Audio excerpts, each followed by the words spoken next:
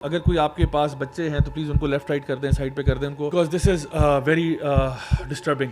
बच्चे अगवा होते हैं, पाकिस्तान से हो जाएंगे, इंडिया से हो जाएंगे, बांग्लादेश से हो जाएंगे। यहाँ पे उनके साथ दो काम होते हैं।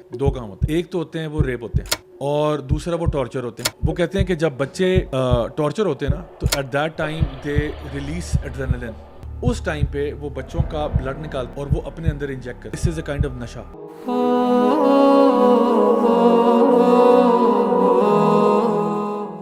होमोसेक्सुअल मर्दों के वीडियोस देखे जो कि इसी ऑर्गेनाइजेशन का हिस्सा है। वो कह रहे हैं why you grooming the kids guys, what's wrong with you people, तुम लोग को हो क्या गया है बच्चों को। ये होमोसेक्सुअल लोग कह रहे हैं, लेस्बियंस कह रही हैं कि ये बच्चों को क्यों कर रहे हो, क्योंकि वो भी जिस लेवल पे हैं, जितने भी वो वेवर्ड हो चुके हैं, उनके अंदर भी इतनी शर्म तो है कि वो कह रहे हैं यार बच्चों को तो माफ कर दो। Can you imagine? लेकिन इवेंचुअली अगर बड़ों के लिए अगर ये चीज़ प्रॉब्लम नहीं है तो इनको ये समझ आना चाहिए, तो बच्चे भी बड़े होके बड़े ही होंगे, तो उनको भी फिर यही चीज़ जो है असल में ना वो जिस चीज़ के लिए वो अलार्म बेल बजा रहे हैं ना, वो बजा रहे हैं alarm bells with regards to paedophilia. क्योंकि बच्चों को, इतने छोटी उम्र के बच्चों को सेक्सुअलाइज करके क्या मिलेगा आपको? इतनी छोटी उम्र के बच्चों को सेक्सुअलाइज करके क्या मिलेगा? जब आप इनको ये कर सकेंगे ना, सेक्सुअलाइज कर सकेंगे या बच्चों के अंदर ये इंस्टिल कर सकेंगे। यानी मैं बड़ी एक इम्पॉर्टेंट बात करने लगा हूँ कि ना, अगर आप छोटी उम्र से सेक्स एजुकेशन वगैरह सब करने लग जाएंगे, आप age of consent of marriage को नीचे कर सकते हैं। आप age of consent to marriage को नीचे कर सकते हैं। यानी अभी अगर 18 है ना, और 18 से नीचे अगर है कुछ तो वो पीडोफिलिया है या क्या है, तो ये they can push the age of consent from 18 to below, क्योंकि ये एक आर्बिट्रेरी डिसीजन है, ये किसी बायोलॉजी के ऊपर बेस्ड नहीं है द फिगर 18 जो है। So they can push it below. And ये जो 60s के अंदर जो फ्रेंच फिलोसोफर्स थे, ये जैक डेरिडा और ये मिशेल फूको वगैरह, ये लोग आर्ग्यू करते थे, आप पेपर्स पढ़ सकते हैं कि वो आर्ग्यू करते हैं कि सबसे जो प्योर लव है, सबसे जो खूबसूरत लव है, वो एक आदमी का और एक बच्चे का ही है। And these are things that they've written in their papers. Yeah, you can search this up. And they want कि ये age of consent जो है, जिसको 18 पे उन्होंने लॉक किया हुआ, इसको कम करें। And लेकिन the only thing that stops them from engaging in quote unquote consensual sex with children, with minors, is कि they can't consent.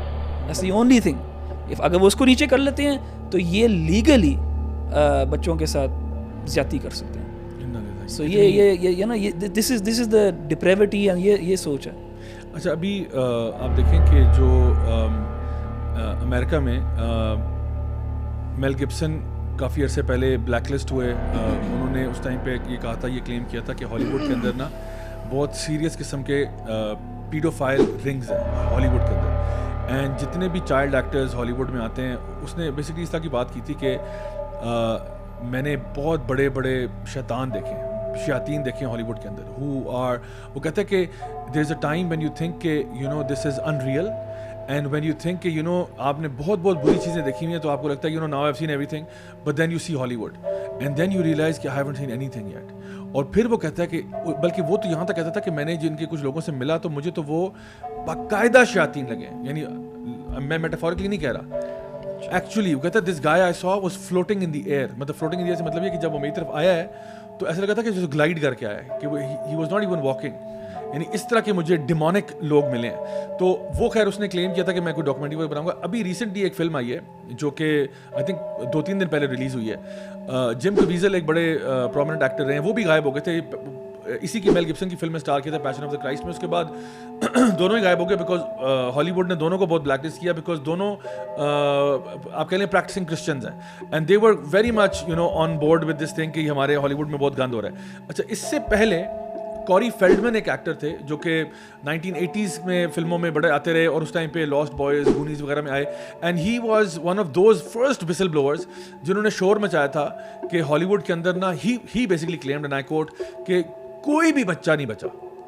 हॉलीवुड में जितने भी चाइल्ड एक्टर्स आए हैं या जितने भी फीमेल्स आती हैं, दे हैव, वो एक हरासमेंट की चीज़ से गुजरते हैं, और जब तक आप उस कास्टिंग काउच से नहीं गुजरते ना, आप you will never make it big.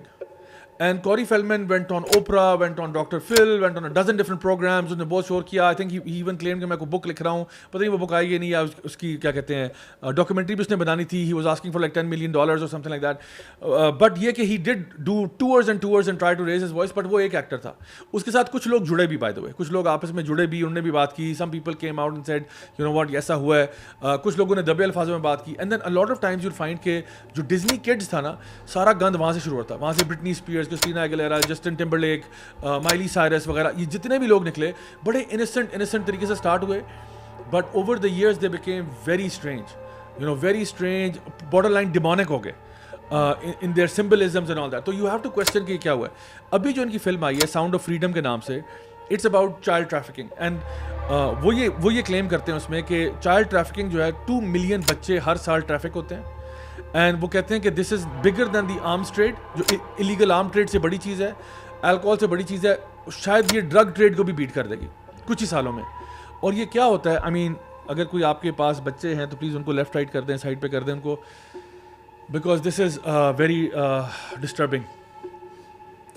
बच्चे अगवा होते हैं थर्ड वर्ल्ड कंट्री से होते हैं, पाकिस्तान से हो जाएंगे, इंडिया से हो जाएंगे, बांग्लादेश से हो जाएंगे, ग्वाटेमाला से हो जाएंगे, ठीक है, पोर्टरिको से हो जाएंगे, मेक्सिको से हो जाएंगे. ऐसी जगह जहाँ पे हालात वैसे भी, कोई ब्राज़ील से हो जाएंगे, ठीक है ना. बच्चे इन जगहों से गायब होते हैं, डिफरेंट जगहों पे जाते हैं, ट्रैफिक होते हैं. वहाँ पे उनके साथ दो काम होते हैं. एक तो होते हैं वो रेप होते हैं, ठीक है, और दूसरा वो टॉर्चर होते हैं, ठीक है. अब आप कहोगे कि चलो रेप तो चलो कोई पागल सिक माइंडेड बंदा होगा जो उस अपनी फैंटेसी पूरी कर रहा है, टॉर्चर करने में क्या है. एंड सो रेप और टॉर्चर दोनों ही साथ होते हैं. इट्स नॉट ईदर और, इट्स बोथ, ठीक है. टॉर्चर इसलिए होते हैं, हेयर्स द थिंग, वो कहते हैं कि जब बच्चे टॉर्चर होते हैं ना, तो at that time they release adrenaline, ठीक है. और एड्रेनलिन जो वो रिलीज़ करते हैं, आपको पता है हर बंदा, हम जब एक्सरसाइज करते हैं या स्पोर्ट्स खेलते हैं तो लास्ट में ना एड्रेनलिन बॉडी रिलीज़ करी होती है, एंड किसी भी फाइट फ्लाइट रिस्पॉन्स में करती है. तो बच्चा जब स्केर्ड होता है ना, scared for their life and they are about to see death, they get adrenaline बहुत ज़्यादा पंप कर रहा होता है. उस टाइम पे वो बच्चों का ब्लड निकालते हैं और वो अपने अंदर इंजेक्ट करते हैं, and they get a high out of that. And ये जो एड्रेनलिन की डोज लेना है ना, this is a kind of नशा. और ये इसको वो यूज़ करते हैं कि हमें ये चाहिए, तो ये एज ए नशा भी करते हैं. और बच्चों के साथ वो जो भी कुछ करते हैं बदफेली वगैरह, उसके फिर वीडियोस भी बनते हैं उसका, यानी 3-4 इंडस्ट्रीज़ हैं जो कि मुंसलिक हैं इस चीज़ के साथ. This is how sick the world is. Sometimes when you look at these things now, believe me, you feel like we are living in hell. ज़ैबी Like इसमें it's that bad.